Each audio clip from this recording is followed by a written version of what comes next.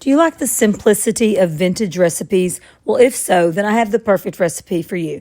This is the Pastime Cook, and if you follow my channel, you know I've been cooking my way through our family's old collection of recipes. And recently, as suggested by somebody who made a comment on one of my posts, I've been cooking my way through my mom's 1979 vintage Hershey cocoa cookbook. Now, I love chocolate. It's no secret, so this has been a lot of fun for me. So last night I came home from work and I decided to make these easy peasy brownies.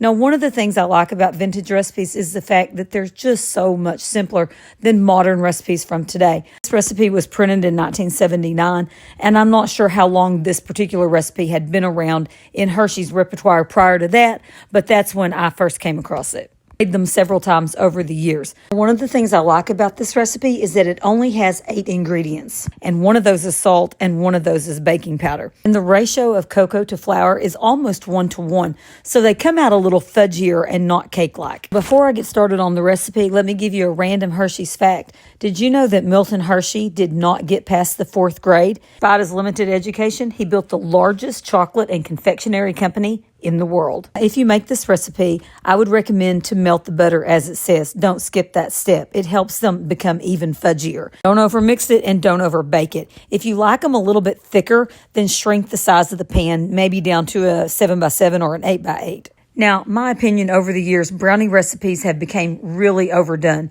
So don't compare this to a recipe with like multiple layers and multiple ingredients, because this is a simple recipe, but it's delicious. So I say bring it past to present.